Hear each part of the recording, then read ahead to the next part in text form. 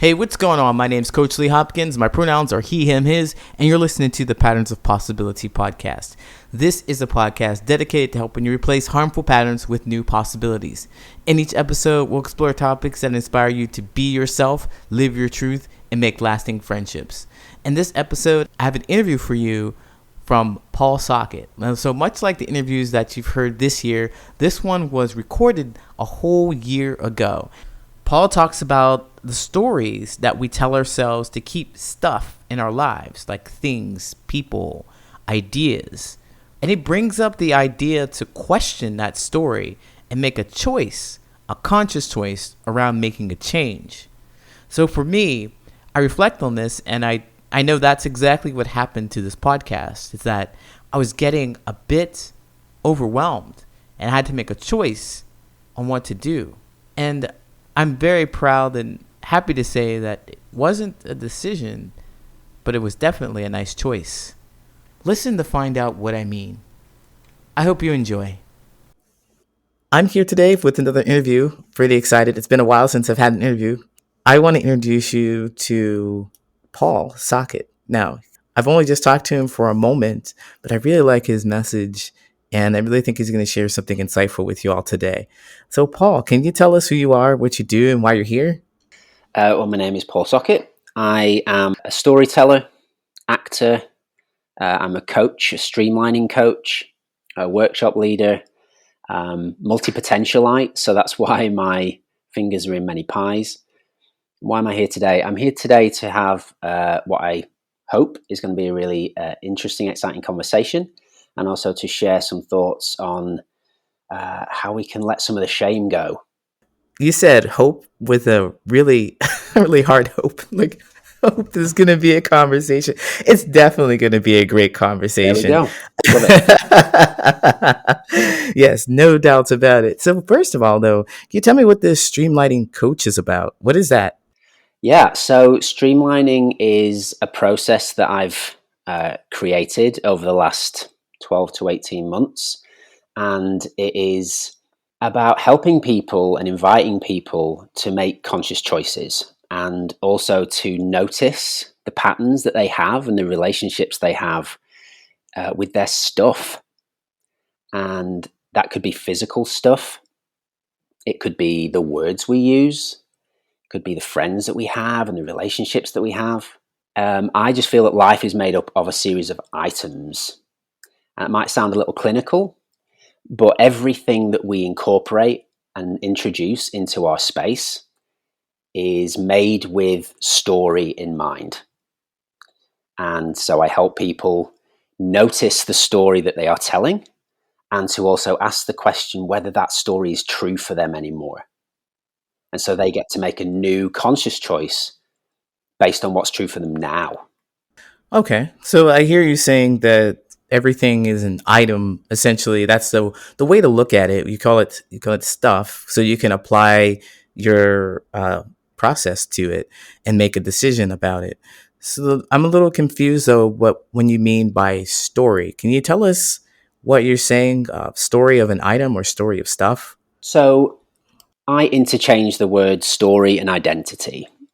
And I believe that identity is the person that we learned to be, the words we learn to say, how we learn to react in order to feel safe, in order to feel some sense of control in the situation and the space that we were in when we were young.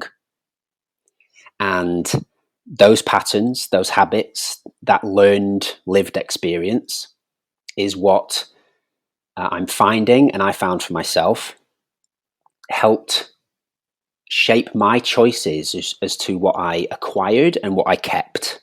And there was a point where I realized that that story wasn't true anymore. And Okay, so, yeah, so I made new choices. you were saying that as you were younger, you had a space where you had experiences that kind of helped you dictate or um, that allowed you to keep certain items, whether that be people, whether that be things like around you, and that's the story you told yourself of them.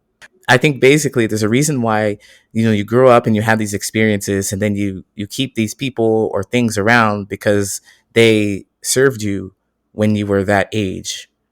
Mm-hmm. And it created an identity for you. Is that right? Am I getting warmer? Yeah. So I believe that the stuff doesn't create the identity. Our Mm. identity shapes what we acquire and what we keep. Ah, So I'll give you an example from my life. So yeah. as I grew up, and the parenting I received, the school I went to, the teachers I had, the friends I had, all of these different experiences, I learned to feel safe in those spaces if I was useful. Being useful validated my existence. It made me feel safe in those spaces because if I was useful, then people wouldn't discard me. We're all just seeking safety. And for me, my experience led that usefulness, utility, was what kept me safe. So as I grew up, I would acquire things that helped me provide that identity, provide evidence of that story to other people and to myself about how useful I was. So I chose to become a professional actor 16 years ago. And so that usefulness had evolved a little bit, had adapted, because I was now, whatever I was, 25 or something like that, 20. And being prepared, being professional, being ready, those were the words that I used to define my identity. And so what I did was I started to acquire plays and theatre reference books, these pieces of material that made me feel ready, professional, useful.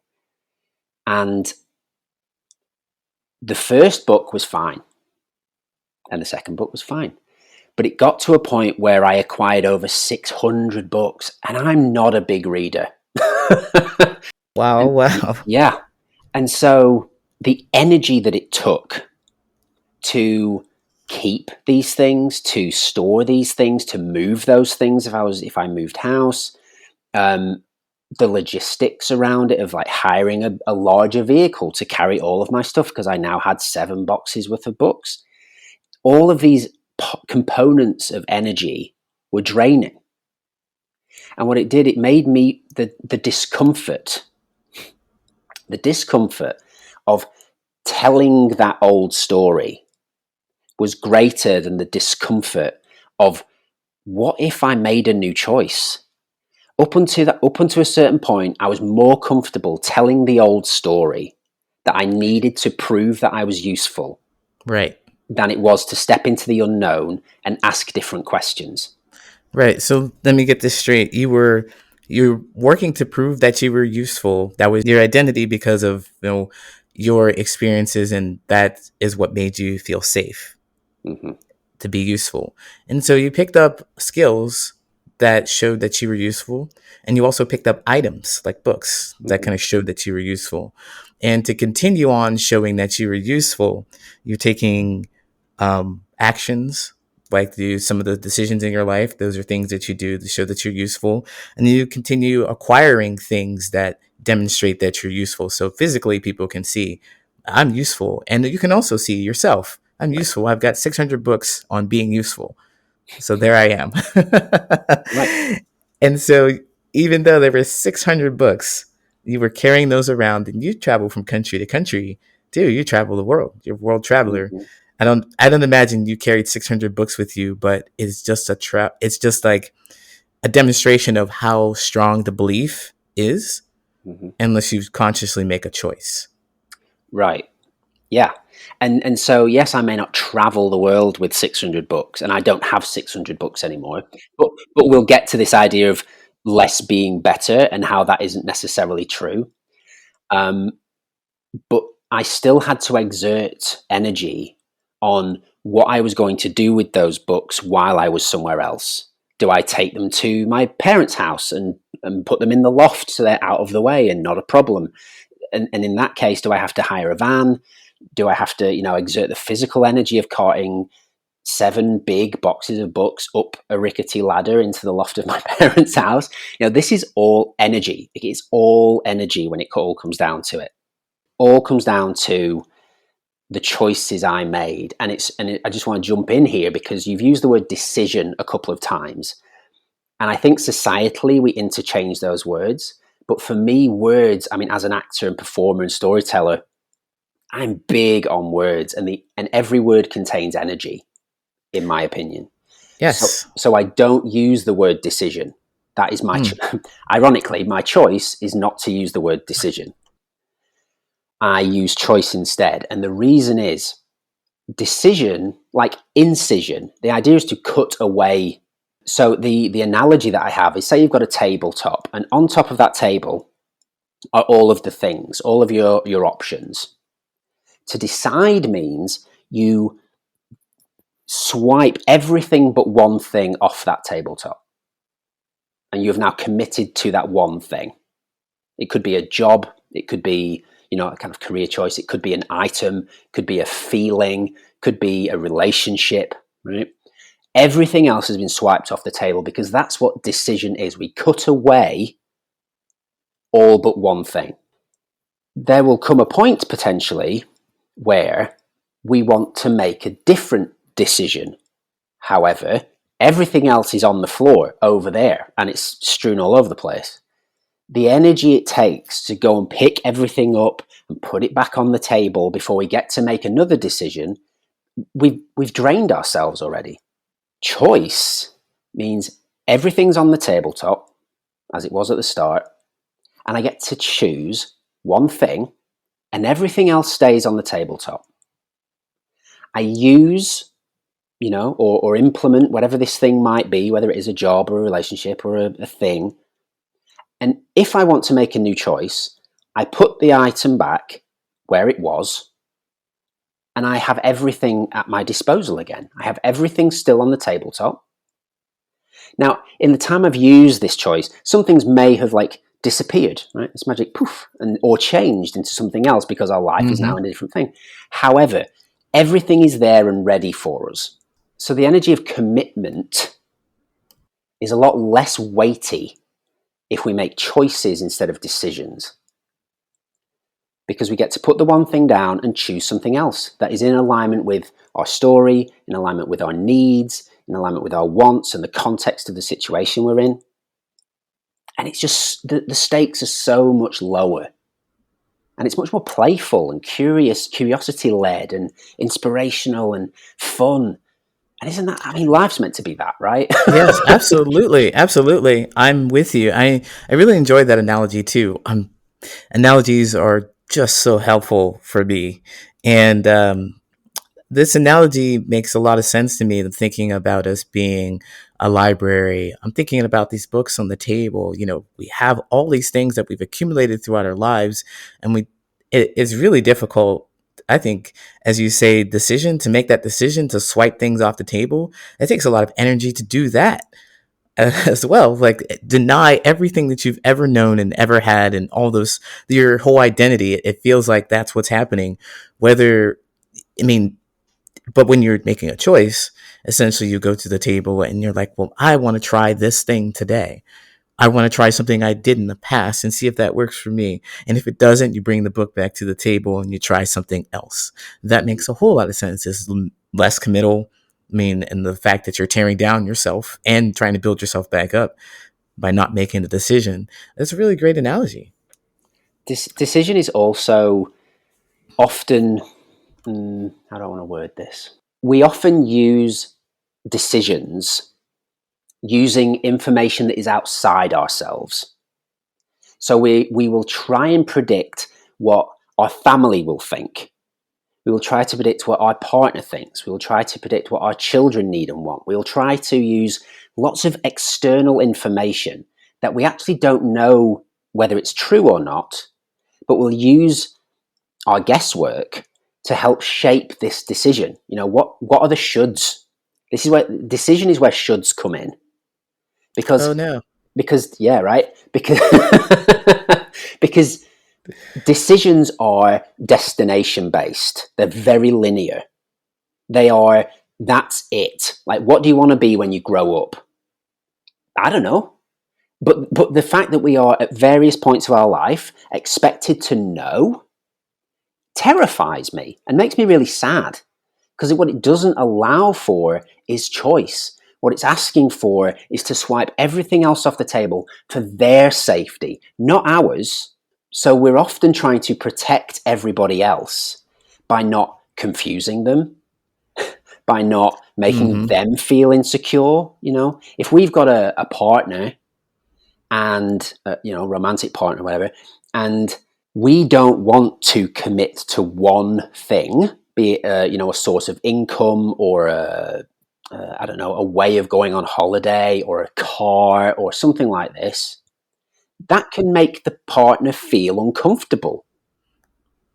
But there is a space to navigate where you can negotiate this space together about how you can wander, how you can explore, how you can be curious. Right. But that requires the relinquishing of destination, the relinquishing of answers for simply information. Oh my goodness. The world is going to turn upside down because that's all we know. Exactly. That's That's all all we we know. know. Yeah. Hmm. I mean, there's specific points in life, and I think the generation after us, you're a millennial, is that right? I'm 37. What does Yes, that so make you're a me? millennial. I hate labels. This is the thing. So I'm like, I don't identify as a millennial. I don't identify as that kind of thing. It makes no sense to me. It's all about divisiveness. So yeah, if I'm a millennial, I'm a millennial. All right, you're a 37-year-old man who may have a different perspective on life than the people who are in their 20s today. I think Right. that works better. So I'm with you. I'm in that age bracket as well. So I know when we were growing up, there was, I mean, before us, there was a destination. Like there's things that you had to do. All right, you got to graduate from college, get married, have kids, get a job. Well, hopefully you get a job before you get married and have kids. But those are things that you need to do. 2.5 kids in a picket fence, no white picket fence. Mm-hmm. It was in that. So it was like destination, destination. It's anxiety producing, right? I'm not hitting the mark. I'm supposed to be here. I'm 37. What? I'm 38. I don't know what's going on. I don't have any kids. What do I do? And if your life was built on making a decision, it may feel like you'd be in a lot of trouble with that. So then you help people recognize their choices that they have. I invite people to make conscious choices, Mm, um, which is not as easy as it sounds. It's incredibly simple, but not easy. And that's a really important differentiation. yeah, Because I what I was gonna think we say get that. weighed down by is the fact, well, this is a simple task. Why am I not doing it? And part of that is we are squashed by this productivity, busyness paradigm, which is constantly be busy, prove you're better than somebody else by working an extra hour or whatever it might be. Yeah. Because something is simple, what that is the analytical side. That is it's objective. The actual ease of something requires us to be aligned emotionally and energetically, because going to a wedding, hopefully, that you don't want to go to, and hopefully that isn't your own, because if there is, we've got problems and we need to have a conversation. But going to some sort of social engagement that you don't want to go to, the process is simple, right? You find clothes, you put on clothes, you get ready on the day, and you go. Simple. Right. But if we don't want to go, energetically, emotionally, we are not aligned with the action. So that's why it's not easy. That's why we sort of stay in bed an extra 5 minutes, and then we end up rushing because we know we've got to go because we said we would, and we need to because because all the other people would be upset, etc., etc. That isn't easy. It's not easeful, and Mm-hmm. so there is. This is where negotiation is becomes possible. Yeah. Like in your example that you're talking about here, if you don't want to go, then what is your identity? What story are you telling yourself that you have to get up and go? Like you were saying, like carrying around the books, it takes a lot of energy to do that. And so for this person who doesn't want to go to their this wedding, it takes a lot of energy and emotion that they just don't have to do it. I'm thinking this is where you kind of invite someone to make a choice about what they're thinking and what they're feeling. Yeah. Well, the difficult thing is, and I say difficult because this is what I see, and also I feel this myself, is because we are conditioned to do the thing to protect other people, and we're told to compromise and sacrifice, and we can get onto those words as well if we want. Because we're busy protecting somebody else, what it means is we often miss the opportunity to be honest. So when the invitation comes in the first instant, and we have to somehow know how we're going to feel in 3 months' time or 6 months' time, when someone sends a reminder of, we're getting married, save the date, we have the space to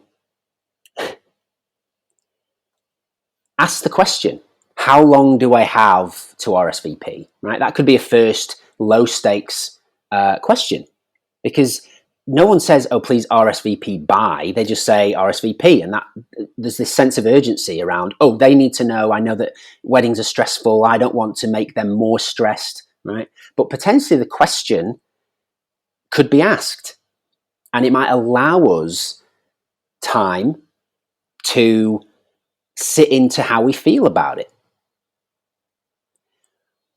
But because of this desire to protect others, and therefore protect our identity as caring, supportive, always there, these ideas that is all you are all the time, Mm-hmm.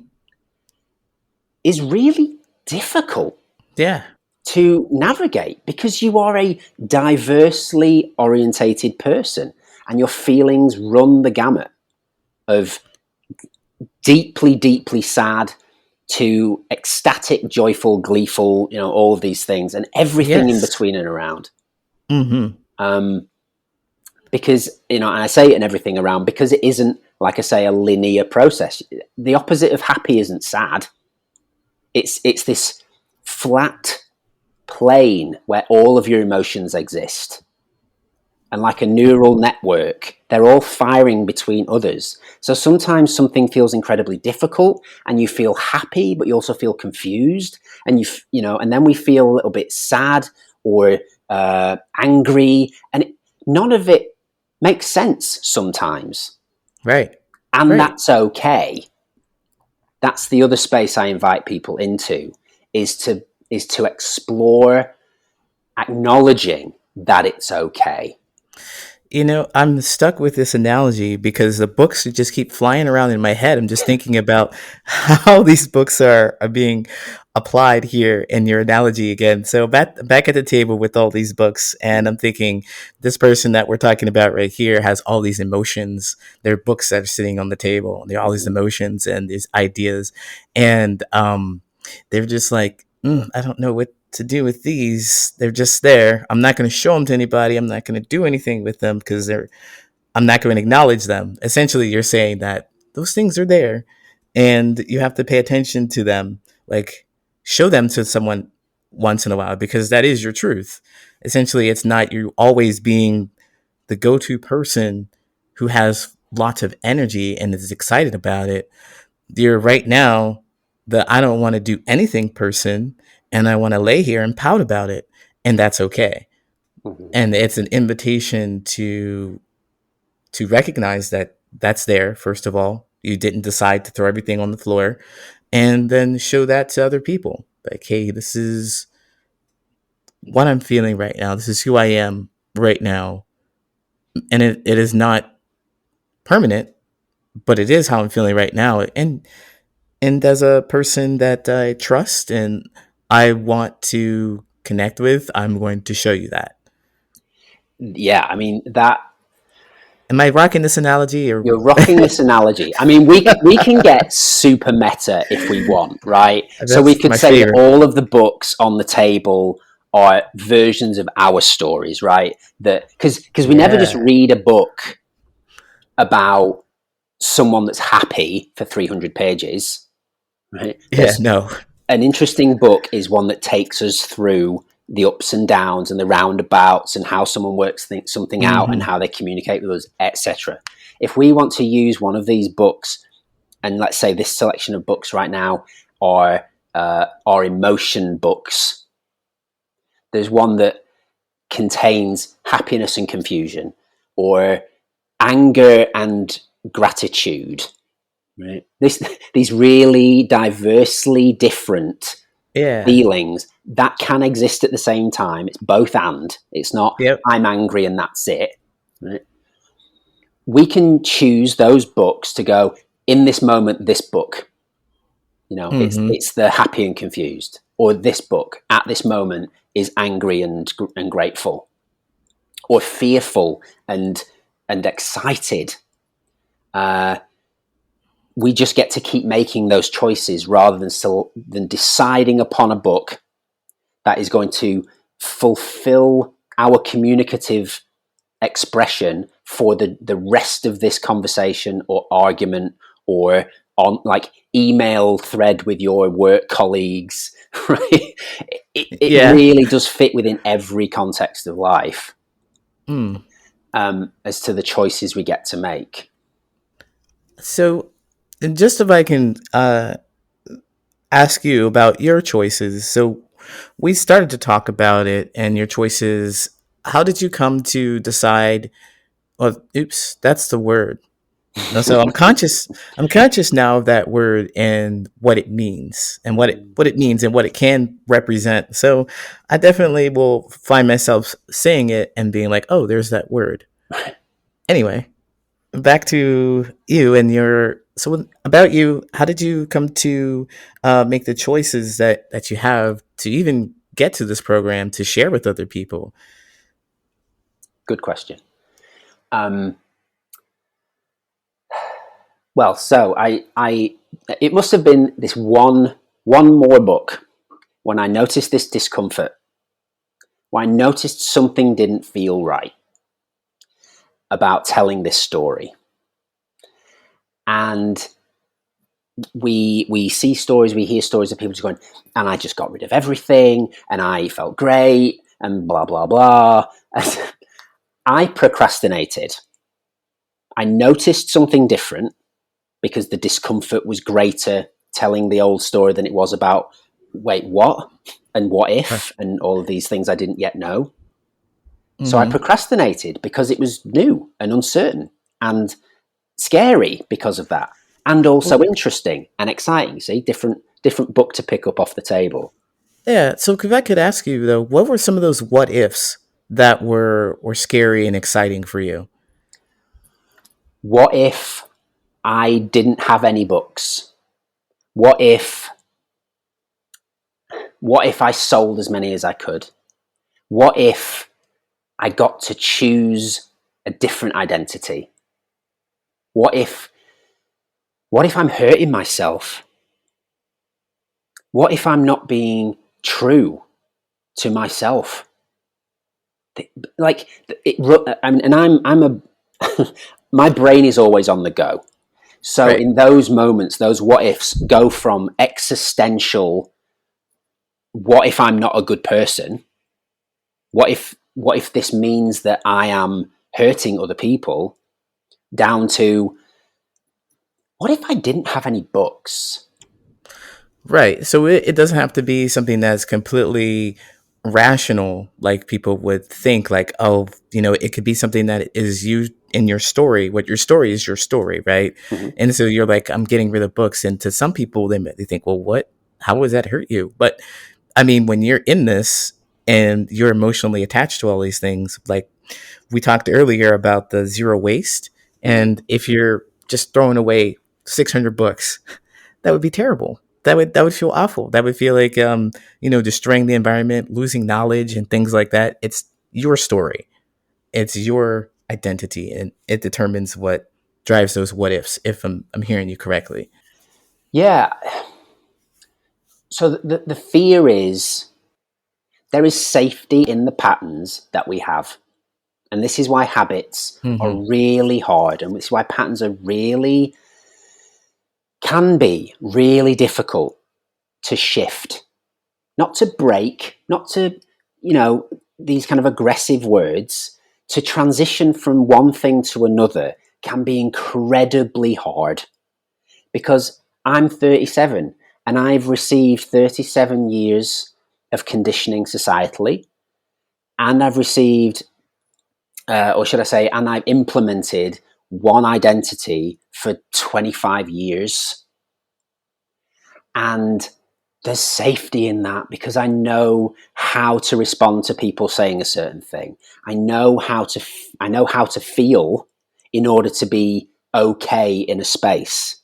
I know how to look to not show someone that I'm feeling sad or vulnerable or angry or happy, even depending on the context. Mm-hmm.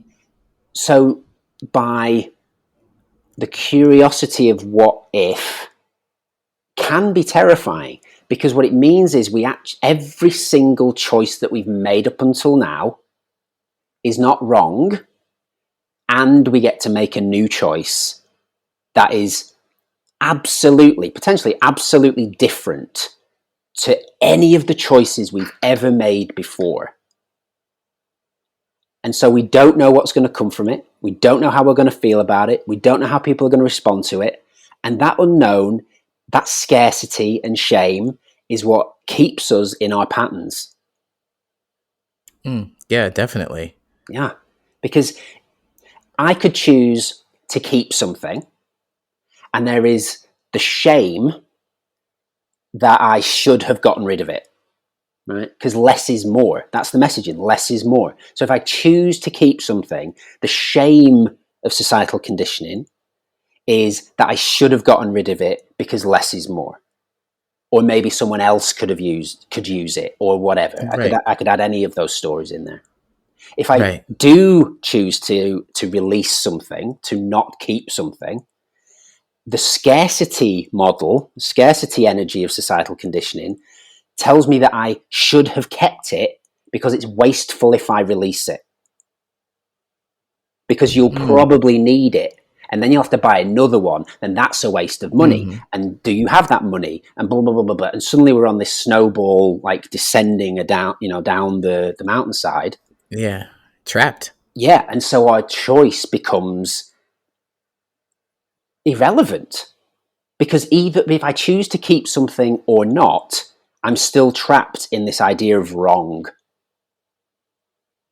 Right? Mm-hmm. Because Yeah. what does that then mean? What it means is I need to look outside of myself for an answer, or I need to look outside of myself for a service, or I need to look outside of myself for an item that will provide me with the capacity to be better as a person. No thanks. I call BS on that. But we've all received that all of the time, Right. every day. So if anyone is listening to this and has ever had any difficulty or any difficult feelings about keeping something or not keeping something, that's totally normal and totally understandable, because that's where they, capital T, they want you to be. Yes. Oh, so I was letting you go on a roll, man. I'm like over It's a here, social like, movement for a second then, yeah.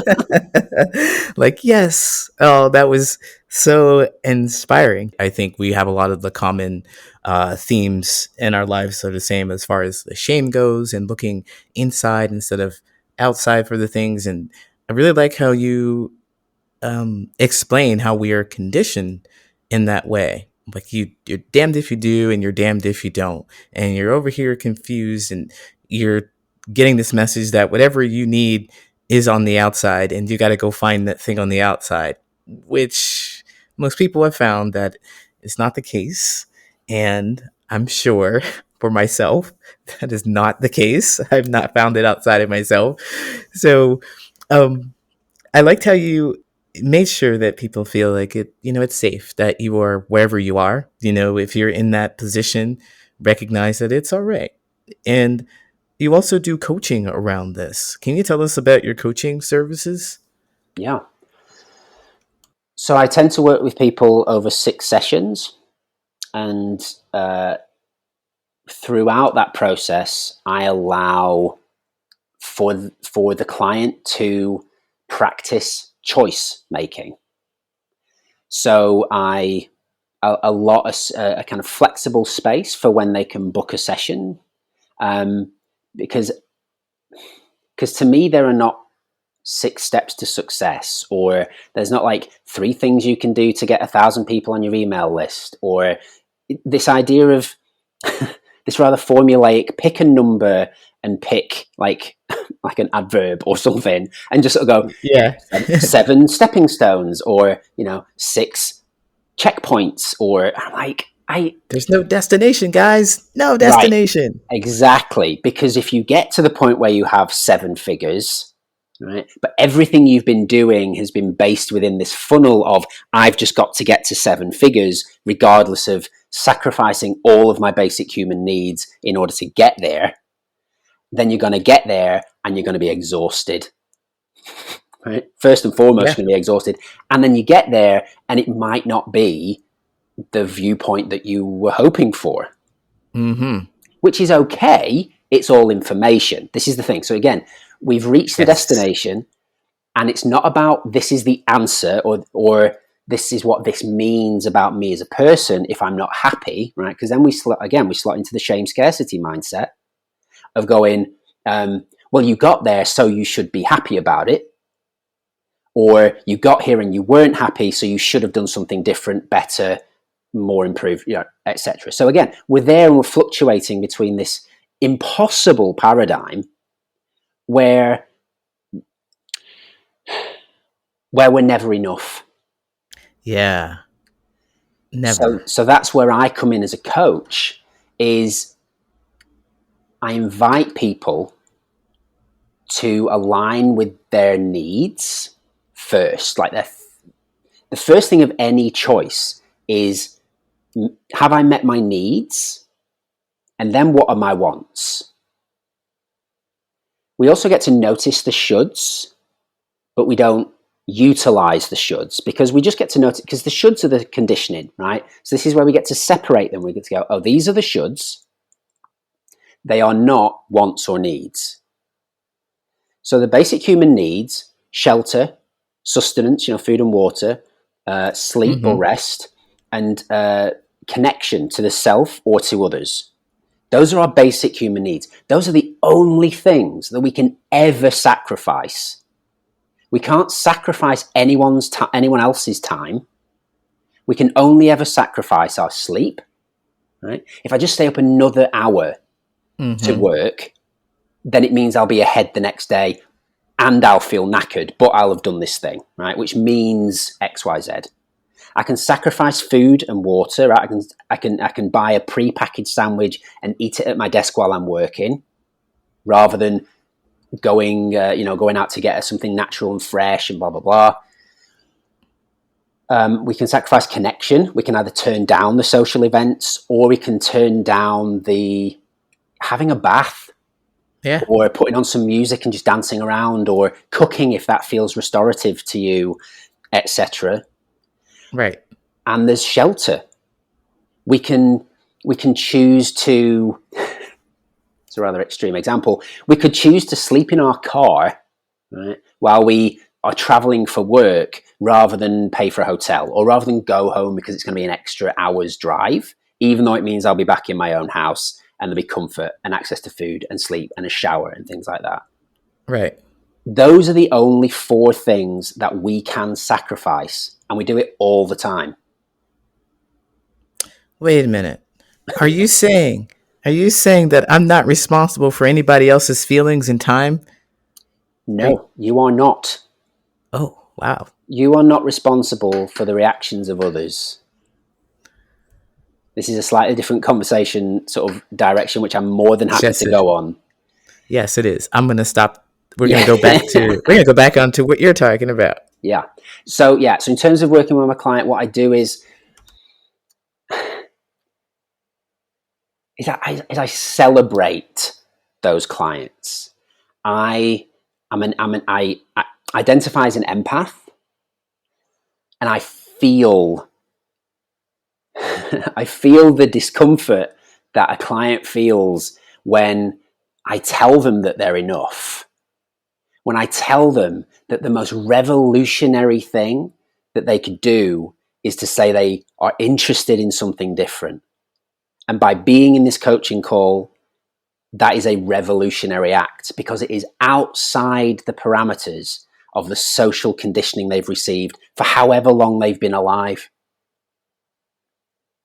Yeah. So it's not a case of coming in needing help. It's just about holding a space for someone to explore outside of this very linear, very sort of black and white, left and right, dichotomy based world that we live in. Yeah. So it seems like your coaching call or your call to action for people, it seems very like now I'm searching for the right words for this. It seems like this is very intuitive and people are recognizing some discomfort. They don't quite know exactly what the discomfort is. They're like, I feel like I kind of think I should be doing something else or feel like it. I don't know. I don't know what it is. And it's like a conversation with you that kind of helps them get to this point where they can take a look around and make choices. It can help them make those kind of choices and celebrate like, oh yeah, what? I didn't know I had this choice. I always thought I had to make a decision. Now I've got a choice. And you're saying it's okay for me to do that? You'd be the safe place, the person, the coach who can actually demonstrate that for them. Right. Yeah. And the really, what's the word I want to use? We're being choicy with our words, both of us. Yeah. Well, this is life. Really, what I'm finding is about slowing down. Mm-hmm. Because the quicker I look to speak, the more I'm trying to provide an answer. And I don't need to know the answer. So that means I get to choose the words I want to use in this moment that feel good to me because I'm not responsible for how you respond to them. Right? So this is where so by actually going, what do I actually want to say right now? It for me anyway, it is a little touchstone to remove myself from the shoulds, to just return to breath and go, you don't need to provide an answer. There are no answers. What do you feel and what do you want to say in this moment? So that's why I ask myself out loud, what word do I want to use right now? Is because we get that choice. We always have a choice. When I work with clients, I use a process that I created, which is inspired by the circular economy, called the 4 Re's, to design out shame and scarcity. Mm-hmm. And what it does is it allows clients to gather information rather than find answers. Because if we gather information, what we have is a series of data points rather than boxes. And boxes are easier because we know where to go for it, and we pull out the box and we've got responses and we've got feelings that we know are attached to a certain context or a certain thing that might happen. But data points mean that in that moment, and our brains are mega supercomputers, beings of, we don't understand, they will compile those data points. They will compile that information that we've gathered. And in that moment, our intuition will connect with those data points and go, oh, this feels good. And really, that's all we need. Like, this feels good. right? Because Yes. that is alignment. Yeah, joy. Yes. I believe so too. Get rid of the shame and the scarcity mindset where you're afraid all the time, and you can live and enjoy what you do. You can enjoy yourself. Right. And yeah, so I'm really thrilled to hear about your. I really like a lot of stuff that you said. I'm really excited about this the choice.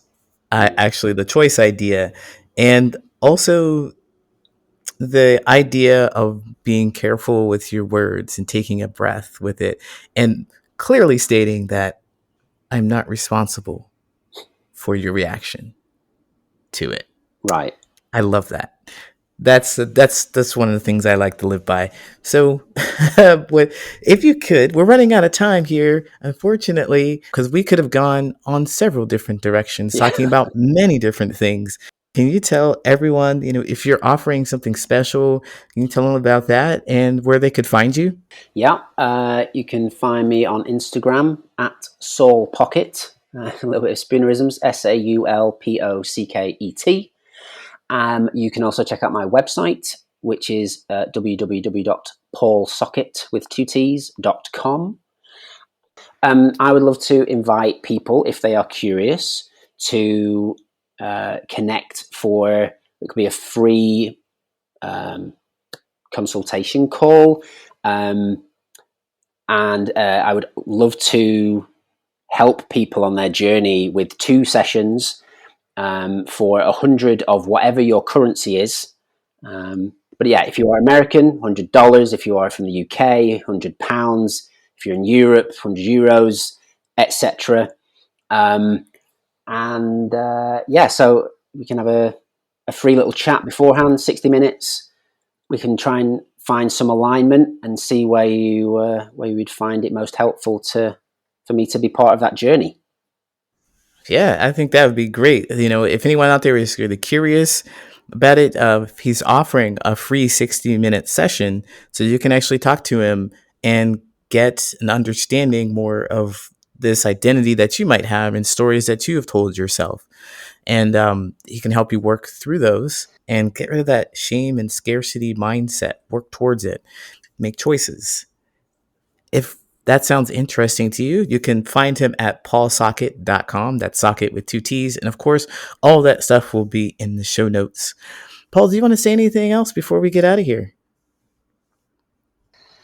Yeah, I would love to share that whether you keep something or you don't keep something, you're enough. With that, everyone, I thank you for listening.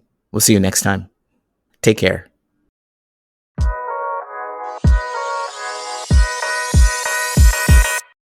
My name is Coach Lee Hopkins, and you have been listening to the Patterns of Possibility podcast. You can find me at patternsofpossibility.com and on all social media at Patterns of Possibility. And as always, I want to encourage you to be yourself, live your truth, and there you'll make lasting friendships.